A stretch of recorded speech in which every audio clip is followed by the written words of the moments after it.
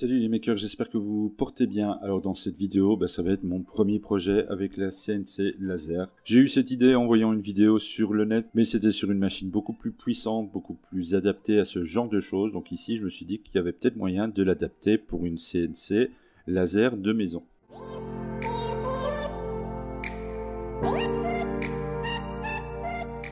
Alors, pour ce projet, je vais avoir besoin, comme vous avez peut-être pu le voir dans la miniature, de plusieurs objets. Une plaque de plexi, de la peinture et surtout de la CNC laser. Mais avant de commencer, de pouvoir graver, il va falloir que je prépare mes images. Et pour ça, je vais utiliser un logiciel de traitement d'images. Vous choisissez celui que vous désirez. Moi, j'ai par habitude Photoshop.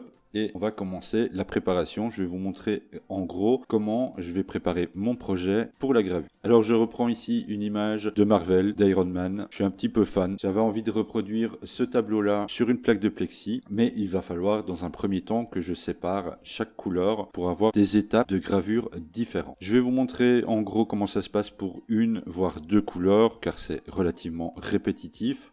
Il va juste falloir faire un petit peu attention sur le final, sur la préparation de l'image. Je vais recadrer mon image, histoire de ne garder que la partie du tableau qui m'intéresse.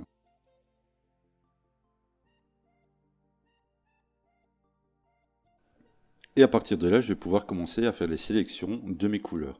Alors dans Photoshop, il y a plusieurs façons de faire. Il y a les façons longues et compliquées et il y a les façons plutôt rapides et un peu à l'arrache. Ici, je vais vous montrer la version un peu à l'arrache parce que je suis vraiment pas doué pour la version super propre. Dans le menu sélection, vous allez pouvoir trouver un outil qui s'appelle plage de couleurs et qui va vous afficher donc cette fenêtre. Et il va falloir simplement venir sélectionner une couleur dans votre image. Donc ici, on va commencer par le rouge qui était déjà sélectionné par défaut. Vous pouvez jouer ici sur la tolérance et voir en fait que toutes les parties blanches seront toutes les parties que Photoshop va sélectionner.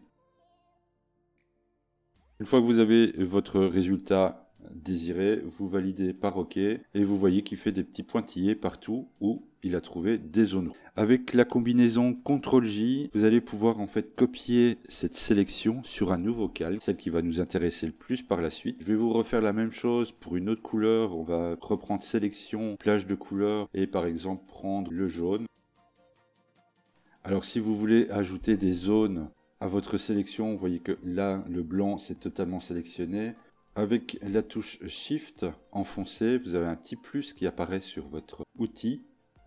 Vous venez cliquer et vous voyez que, hop, c'est passé en blanc, donc ça sera totalement sélectionné. Vous validez, la sélection est faite, un petit CTRL-J et vous avez la copie de votre sélection. Alors pour bien voir le résultat, moi ce que je fais, c'est que je reviens sur le calque d'origine, je rajoute un nouveau plan, je vais déplacer ma caméra pour que vous puissiez bien voir les calques que j'ai ici en dessous. Donc ça c'est le calque d'origine, le calque que je viens de rajouter grâce à ce petit bouton, et celui-là je vais avec Shift supprimer, le remplir totalement de noir. Hop, voilà. Et vous avez en gros les couleurs que j'ai déjà découpées. Donc vous avez le jaune et le rouge. En cliquant sur le calque et la touche CTRL enfoncée, vous allez pouvoir sélectionner la zone que vous avez copiée. Vous vous mettez bien sur le calque correspondant et vous pouvez par exemple hop, venir ici le peindre dans un premier temps en jaune pour avoir votre rendu final.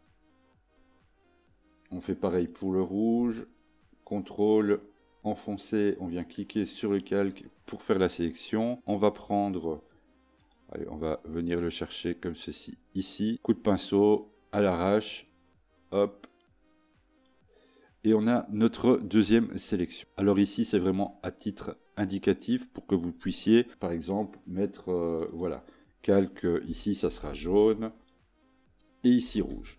Vous faites ça pour toutes les couleurs et vous allez arriver au final à un résultat qui ressemble à peu près à ceci. Donc on a notre image de départ, le fond noir pouvoir afficher par-dessus les autres couleurs, le rouge de base. Alors pourquoi celui-ci va être différent des autres? Vous allez voir pour la préparation de la plaque de plexi que j'ai choisi une couleur de base.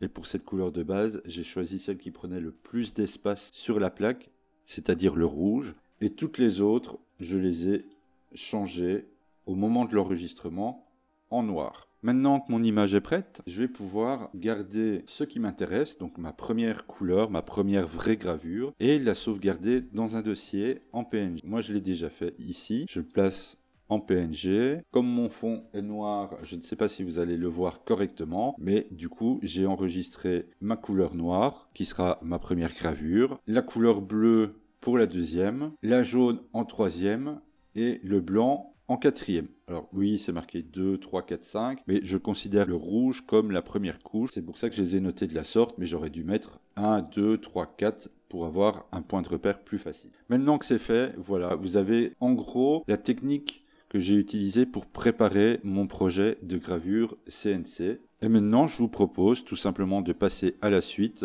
la préparation de la plaque, la préparation de l'image dans le logiciel Laser GRBL et de voir avec moi que va donner le résultat étant donné que je tourne cette vidéo en même temps que je réalise ce projet. Donc à la fin, ça sera peut-être un bide total ou une très belle réussite. Maintenant que mes images sont prêtes, on va pouvoir passer à la gravure. Alors une chose très importante, c'est déjà de ne pas oublier de prendre la taille de votre support, donc du plexi, de la reporter sur vos images et surtout on va en avoir besoin tout du long de la gravure. Alors dans Photoshop, j'ai ici donc la taille de mon image que je vais noter, donc 229-277, c'est la taille de ma plaque de plexi, ou du moins de la zone que je veux graver sur ma plaque de plexi, car elle est un rien plus grande et je voulais que l'image soit quant à elle un peu plus petite pour pouvoir avoir une zone de libre pour les fixations.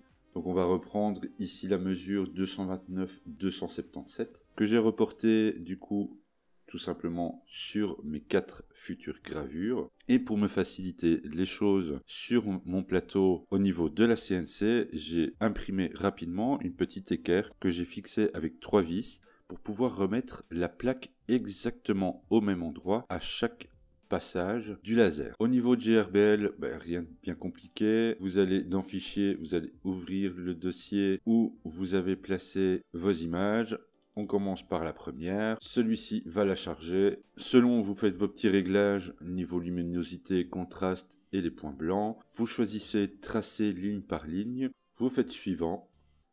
Alors, niveau vitesse, là, il va falloir faire quelques tests. Ça va un peu dépendre de la peinture que vous allez utiliser sur votre plexi. Je vous donnerai un peu plus de détails à la fin de la vidéo concernant les réglages, les soucis que j'ai un peu rencontrés et les choses que je vais certainement devoir améliorer. Car oui, je fais cette partie de vidéo après avoir réalisé l'objet. J'ai eu quelques petits couacs que je vous expliquerai à la fin. Au niveau du décalage, on met 0 et 0. En fait, c'est le décalage à partir de la croix bleue ici, du home, avant qu'il aille commencer la gravure. Il peut se décaler de quelques millimètres si nécessaire. Vous créez et voilà, votre image va commencer. Donc ici, vous voyez le décalage 0, ça veut dire qu'il vient vraiment coller l'image au home qu'on aura décidé d'effectuer ou pas. Moi, j'ai décidé que le home, c'était vraiment le point de départ, donc il va commencer exactement à cet endroit-là. Et on peut commencer la gravure en appuyant sur la petite flèche ici et attendre le final. Alors pour aller plus vite, je vous ai réalisé un espèce de petit time-lapse de toutes les gravures qui ont été faites pour ce projet, car encore une fois, c'est 4 images qui vont passer une derrière l'autre. Le principe reste le même, c'est une couche de peinture, une gravure, une couche de peinture, une gravure, jusqu'au bout. Et on se retrouve juste après pour vous montrer le résultat et surtout vous expliquer les petits soucis que j'ai rencontrés concernant le résultat final.